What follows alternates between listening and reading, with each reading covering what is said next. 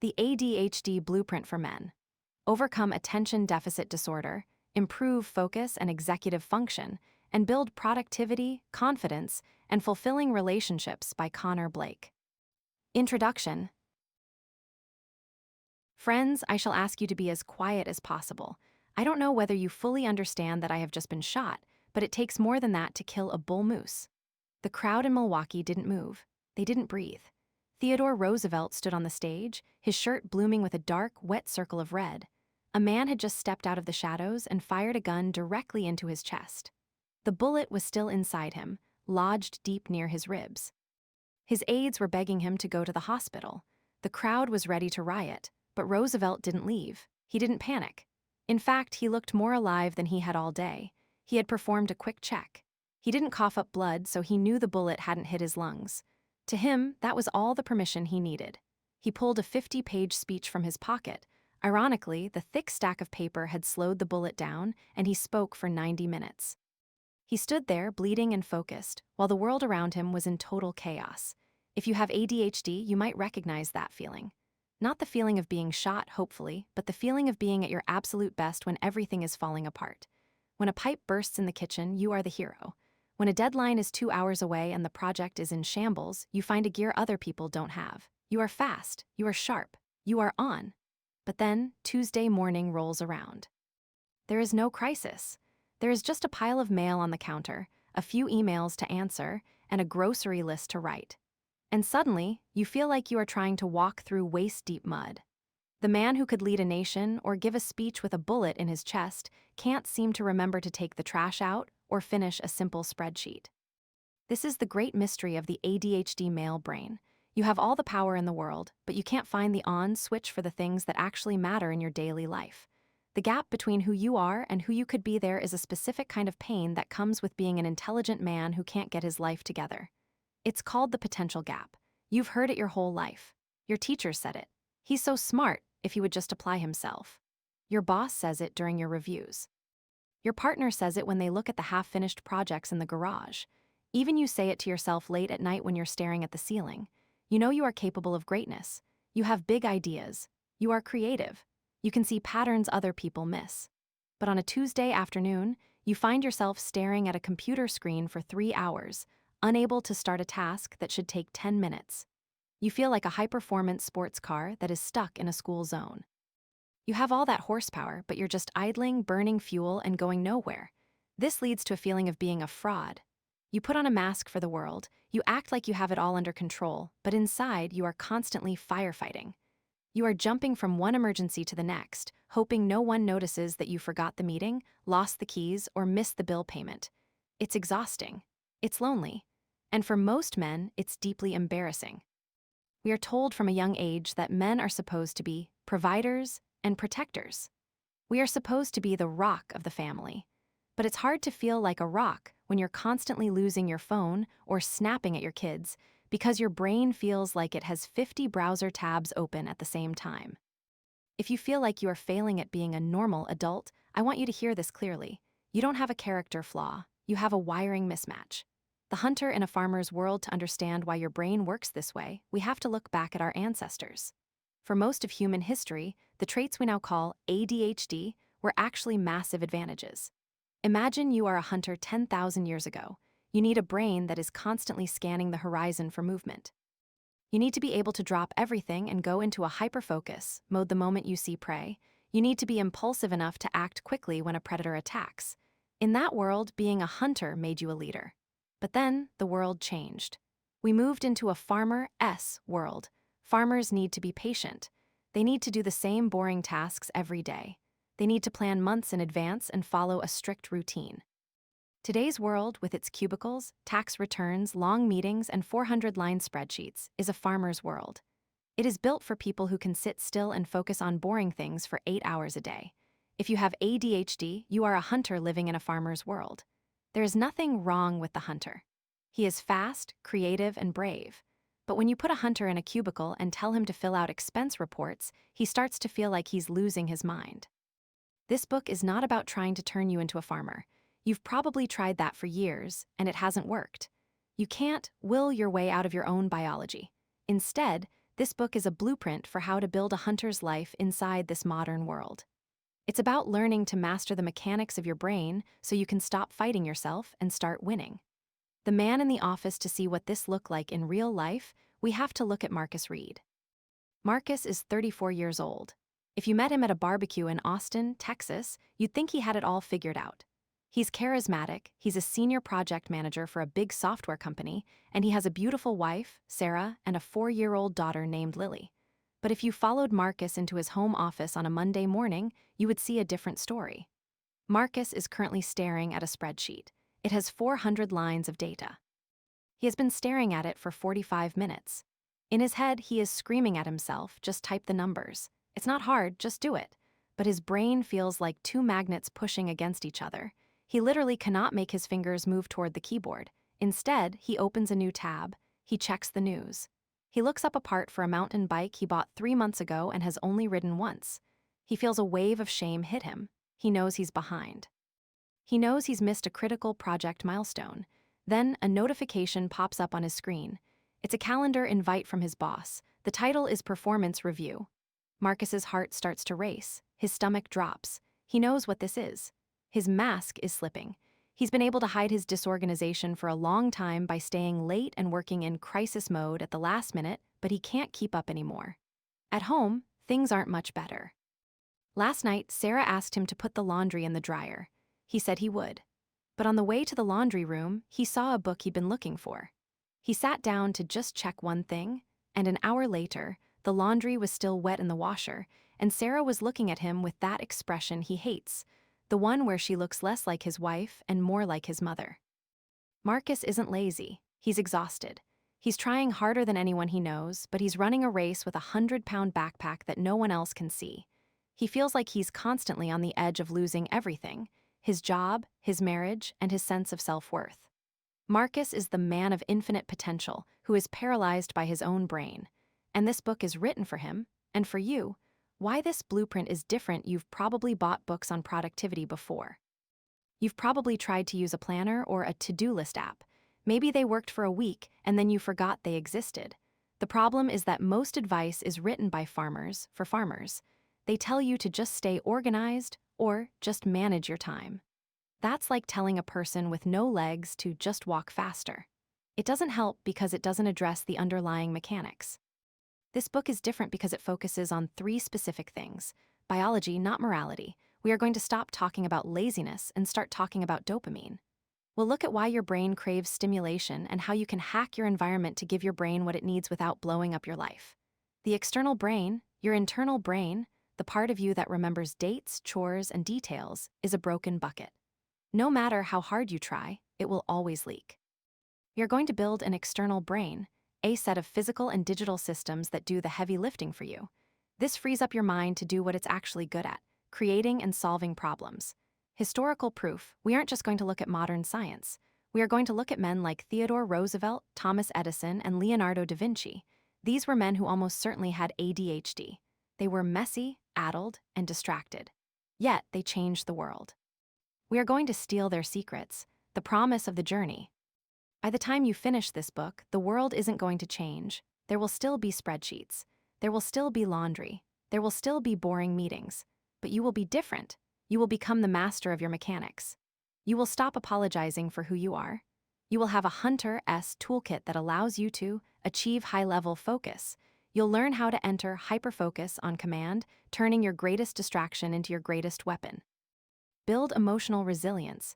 You'll learn how to manage the ADHD volcano, those sudden outbursts of frustration, and the rejection-sensitive dysphoria that makes every critique feel like a physical wound. Restore your relationships. You'll stop being the extra child in your house and start being a present, reliable partner and father. Master your finances. You'll stop paying the ADHD tax, the late fees and impulsive purchases that drain your bank account. You will move from being a man who is surviving to a man who is leading. The road ahead in the chapters to come, we are going to tear down the old, broken ways of doing things and build something new. In Section 1, we'll look at the hardwiring. We'll dive into the male brain to see why you are wired for distraction and why interest always beats importance for you. We'll see how young Teddy Roosevelt used physical exercise to quiet his nervous system and how you can do the same. In Section 2, we'll build the external brain. We'll look at Leonardo da Vinci's notebooks and Thomas Edison's invention factory to see how they managed their scattered minds. You'll learn how to redesign your physical space to eliminate visual noise and how to use the Ulysses contract to keep yourself on track when your willpower fails. In Section 3, we'll tackle the human side. We'll talk about how to fix the parent-child dynamic in your marriage and how to handle the emotional roller coaster of ADHD. We'll see how Roosevelt managed his righteous rage to lead a nation without blowing his top. Finally, we'll look at the superpowers. We'll see how Marcus Reed goes from a man facing a performance review to a man who leads a high-stakes task force using his natural hunter strengths. We aren't going to fix your ADHD. We are going to leverage it. You are standing in the arena just like Theodore Roosevelt. Your face might be marred by dust and sweat. You might have stumbled. You might have a few bullets lodged in your chest from years of failure and shame. But it takes more than that to kill a bull moose. It's time to stop fighting your brain and start using it. It's time to close the potential gap. Let's begin. Chapter 1: The Male Brain Decoding the Knee. Old Coach Miller didn't look like a man who spent much time thinking about brain chemicals. He was a retired high school wrestling coach who spent his Saturday mornings in a garage filled with the smell of motor oil and old gym mats. He had a way of looking at you that made you feel like he could see exactly where your focus was drifting. One morning, while watching a group of us struggle to stay consistent with a simple lifting routine, he sat us down on a row of mismatched chairs.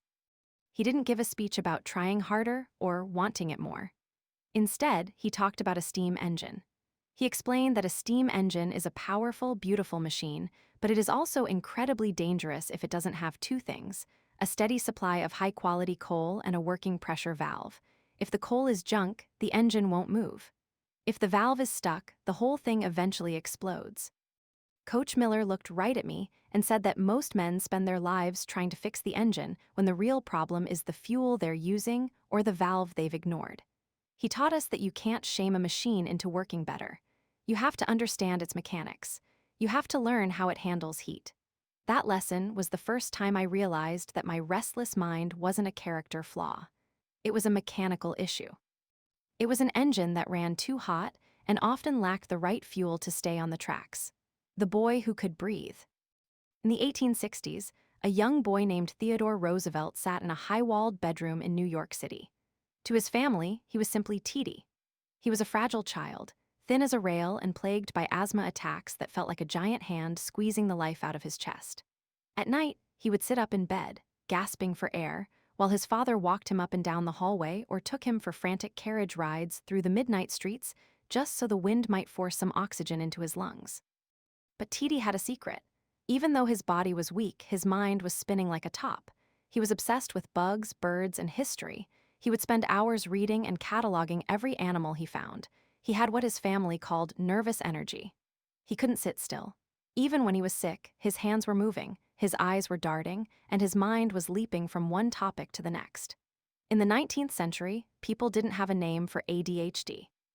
They just saw a boy who was high-strung and sickly. One afternoon, when TD was about 12 years old, his father sat him down.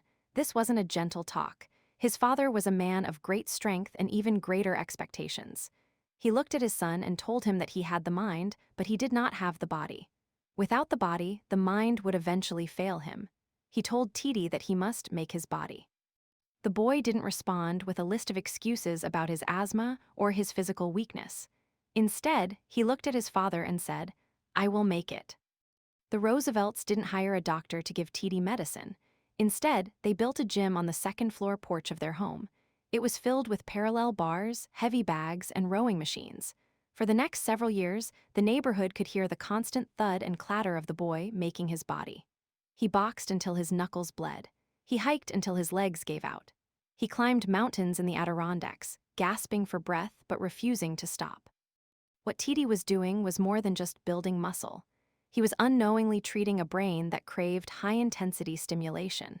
He found that when he pushed his body to the point of exhaustion, the nervous energy in his mind finally quieted down.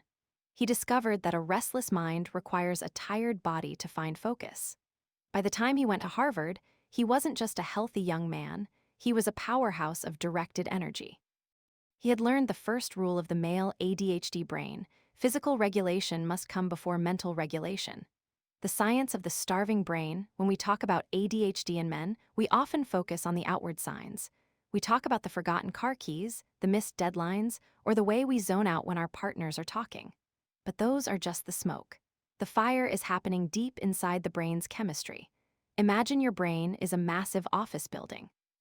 In a typical brain, there is a boss sitting in the front office, the prefrontal cortex. This boss is responsible for making decisions, keeping track of time, and telling the rest of the building to stay on task. In a farmer's brain, this boss shows up early, has a clear to-do list, and keeps everyone working at a steady pace.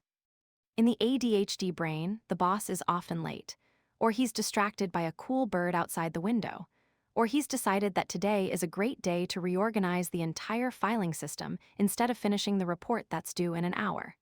This isn't because the boss is lazy. It's because the building is running low on a very specific type of currency: dopamine. Dopamine is the brain's reward chemical. It's what tells you that a task is worth doing. When a typical person finishes a small task, like washing the dishes, their brain gives them a little squirt of dopamine. It feels good. It says, "Good job, you did the thing." For a man with ADHD, that squirt of dopamine never comes for the small stuff. Our brains are essentially starving for this chemical. Because we don't get it from boring, routine tasks, our brains go hunting for it elsewhere. We look for it in high-stakes emergencies, video games, new hobbies, or even an argument with our spouse. We aren't trying to be difficult. We are like a starving man searching for a crumb of bread. We will ignore the important work because it doesn't offer the chemical fuel our brain needs to stay awake. This creates a massive gap between what we want to do and what we can do. We know we should finish the spreadsheet. We know our job depends on it. We know our family needs the income. But the boss in our brain can't find the fuel to start the engine. This is why many men feel like they are faking it. We feel like we are smart and capable, yet we are constantly being tripped up by things that seem easy for everyone else. Marcus and the weight of the label. Marcus Reed sat in a small, beige waiting room in Austin, Texas. He was 34 years old, and he felt like he was about to be told he had failed a test he didn't even know he was taking. For years, Marcus had survived on charm and emergency energy. He was the guy you wanted around when a software server crashed at 2:00 a.m. He could stay up all night, laser-focused, and fix the problem while everyone else was panicking. But as soon as the emergency was over, Marcus would fall apart. He couldn't keep up with his timesheets. He forgot to answer emails that weren't urgent. His desk was a graveyard of half-finished ideas. His wife, Sarah, had started looking at him with a mix of pity and frustration that hurt worse than any boss's lecture. When the doctor finally called him back, Marcus expected to be told he needed to be more disciplined. He expected to hear that he was lazy. Instead, the doctor pulled out a diagram of the human brain. He pointed to the prefrontal cortex and explained the dopamine gap. He told Marcus that his brain wasn't broken, it was just hungry for stimulation. As the doctor talked, Marcus felt a physical weight lift off his shoulders. He had spent his whole life thinking he had a character flaw. He thought he was just a bad man who couldn't keep his promises. Hearing that it was a biological reality, a chemical mismatch, was like being told he didn't have to carry a 100-pound backpack anymore. "It's not a moral failing, Marcus," the doctor said. "It's a management challenge. Your brain is a Ferrari engine with bicycle brakes. We just need to upgrade the brakes and make sure you're putting the right fuel in the tank." Marcus walked out of that office into the bright Texas sun, and for the first time in a decade, he didn't feel like a failure.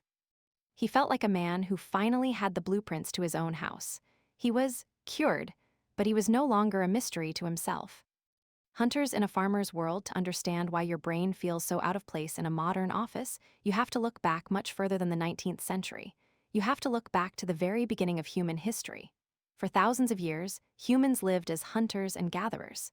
In that world, the ADHD brain wasn't a disorder, it was a massive competitive advantage.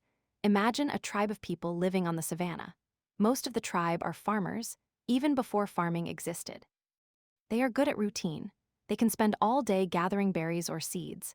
They are steady, patient, and detail-oriented. But every tribe needed a few hunters. The hunter is the guy whose eyes are constantly moving, scanning the horizon for a predator or a prey animal. He is the guy who can go from 0 to 60 in a heartbeat when a lion jumps out of the grass. He doesn't want to sit still and pick berries for 8 hours. He wants the thrill of the chase. He has hyperfocus when the stakes are high, and he has a restless energy that keeps him moving when the tribe needs to find a new water source. Then, about 10,000 years ago, everything changed. We invented agriculture. We started living in permanent houses. We created schedules, fences, and routines. The farmers thrived in this new world. They liked the predictability. But the hunters were suddenly in trouble. Their constant scanning was now called distraction. Their burst of energy was now called hyperactivity. Their need for novelty was now called impulsiveness. Today, we live in the ultimate farmer-s world. We are expected to sit in a cubicle for 8 hours a day, staring at a glowing screen, doing repetitive tasks that offer almost zero immediate reward. We are surrounded by visual noise, notifications, emails, and ads that our hunter brains are biologically programmed to notice. When you struggle to focus on a boring meeting, you aren't failing. You are a hunter being asked to watch grass grow. Your brain is waiting for the lion to jump out, and when it doesn't, your brain starts creating its own lions just to stay awake. This is why we procrastinate until the very last minute. We are waiting for the deadline to become a predator, so our hunter brain will finally kick into gear. The physical foundation, if you want to manage your ADHD brain, you have to start where Theodore Roosevelt started. You have to start with the body. Most men with ADHD treat their bodies like a rideshare car they're just renting. They feed it junk food, keep it awake with blue light until 2:00 a.m., and rarely push it to do anything difficult. Then, they wonder why they can't focus during the day. Because our brains have a lagging reward system, we need to create our own dopamine through physical movement. Exercise isn't just about looking good in a t-shirt. For the ADHD man, exercise is a form of mental medicine. When you lift heavy weights, run a trail, or box, you are flooding your brain with the very chemicals it's starving for. Roosevelt's strenuous life wasn't just a political slogan, it was a survival strategy. He knew that if he didn't burn off that excess energy, it would turn inward and become anxiety, or it would turn outward and become nervous irritability. Think about your own life. When are you most focused? For many men, it's right after a hard workout. The noise in your head goes quiet. The boss in the front office finally sits down at his desk. The world feels a little more manageable. This is because you've manually primed your brain's pump. You've given the engine the high-quality coal it needs to run smoothly. The masking trap. Before we can move forward into strategies and systems, we have to talk about the mask. Most men with ADHD have become world-class actors because we grew up being told to sit still, pay attention, and stop forgetting things. We learned how to hide our struggles. We developed a mask of competence. We smile in meetings while our minds are miles away. We say, "I'm on it," when we haven't even started the project. We pretend we remember the conversation from 10 minutes ago when we actually zoned out after the first sentence. The problem with the mask is that it is exhausting to wear. It takes a massive amount of mental energy to pretend to be normal. By the time we get home to our families, we have nothing left. The mask falls off, and we become irritable, withdrawn, or completely shut down. This leads to a deep sense of shame. We feel like we are living a lie. We see other men who seem to handle their lives with ease, and we wonder what's wrong with us. We think if they only knew how much of a mess I actually am, they'd never trust me again. Breaking the cycle of ADHD starts with taking off the mask. It starts with admitting that your brain works differently. It's not about making excuses, it's about making adjustments. Once Marcus Reed realized he was a hunter in a farmer-s world, he stopped trying to be the best berry picker in the office. He started looking for ways to use his hunter skills while building systems to handle the farmer paperwork. He didn't need more willpower. He needed a better map. The first step toward mastery: you cannot will your way out of a dopamine deficiency. You cannot discipline your way out of a differently wired prefrontal cortex. If willpower were the answer, you would have solved this years ago. You are likely one of the hardest working people you know. It's just that most of your work is spent fighting yourself. The journey to becoming a master of your mechanics begins with a simple shift in perspective. You have to stop viewing your ADHD as a broken version of a normal brain. Instead, you have to see it as a specialized tool that requires a specific set of instructions. A Formula One race car is a terrible vehicle for driving to the grocery store.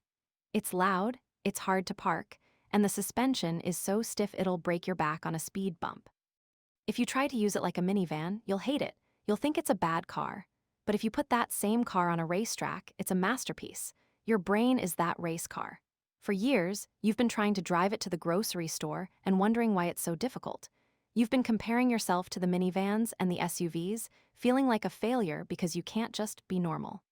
Mastery begins when you stop trying to turn your race car into a minivan. It begins when you stop apologizing for the engine and start learning how to drive it on the track.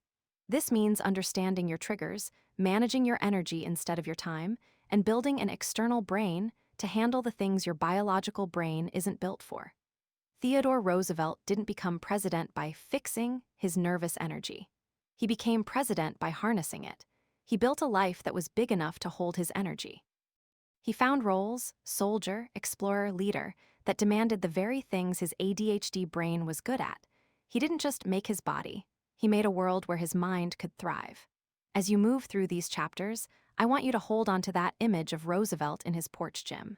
He wasn't working out because he wanted to be a bodybuilder. He was working out because he wanted to be free. He was building the foundation that would eventually allow him to lead a nation. You aren't reading this to become a better farmer. You're reading this to become the most effective hunter you can be. The shame ends here. The mechanics begin now. Take a breath. It's okay if your mind wandered 3 times while reading this. It's okay if you're already thinking about the next thing on your list. Your boss might be away from his desk right now, but we're going to give him a reason to come back. We're going to build a system that works with your biology, not against it. You have the mind. Now it's time to build the life that can hold it. The lights in the garage gym have dimmed, and the smell of motor oil is fading. Coach Miller's lesson is simple. Don't blame the engine for the heat. Just learn how to manage the valve. You aren't broken. You are simply high-performance machinery that's been running on the wrong fuel. Tomorrow morning, when you wake up and feel that familiar rush of, where do I even start? Remember that you don't need to fix your character. You just need to check your mechanics. The transition from a man of infinite potential to a man of actual results is not a sprint. It's a series of small mechanical adjustments that eventually change the direction of the whole machine. Sit with that for a moment. Let the moral weight of your past mistakes stay in the past. They weren't failures of who you are, they were failures of the system you were using. You're about to get a new set of tools. Use them well. Chapter 2: Why Does Interest Always Trump? In the mid-1800s, 2 boys sat in a small schoolhouse in Port Huron, Michigan. One boy was exactly what the teacher wanted. He sat still. He memorized his verses. He repeated facts back when asked. He understood that school was important for his future, so he did the work. He followed the importance rule. If a task was important, he did it. The other boy was different. His name was Thomas. To his teacher, Thomas seemed like he was off in another world. He didn't care about memorizing dates or names just because he was told to. He asked why, until the teacher grew angry. He watched a bird outside the window instead of the chalkboard. He wasn't trying to be difficult. He just couldn't find a reason to care about the important lessons. His brain stayed quiet during the lectures but caught fire when he saw something new or strange. The teacher eventually lost his patience. He called Thomas addled, which was a nice way of saying his brain was scrambled or broken. He told Thomas's mother that her son was unteachable. The teacher saw a boy who couldn't prioritize what mattered. He saw a failure. What the teacher didn't know was that Thomas didn't have a broken brain. He had an interest-based nervous system. Most people have an importance-based brain. When they have to do a task, they look at how important it is. They think about the consequences. They think about their boss, their bank account, or what people will think of them. That thought creates a spark of energy that helps them get started. For men with ADHD, that spark doesn't exist. You can know a task is life-changing. You can know your job is on the line. You can know your marriage is hurting. But if the task isn't interesting, challenging, or brand new, your brain stays in sleep mode. It feels like trying to start a car with an empty gas tank. You turn the key, you hear the engine click, but nothing happens. The addled man in the modern office. Today, many of us feel exactly like Thomas Edison did in that schoolhouse. We sit in meetings where people talk about quarterly goals and standard operating procedures. Everyone else seems to be taking notes. They seem to care. We try to care, too. We tell ourselves, this is my job, I need this money, I should listen. But 5 minutes in, our brain has left the building. You're thinking about a new hobby, a problem we want to solve, or why the ceiling tile in the corner is a different shade of white than the others. We feel that adult label sticking to us.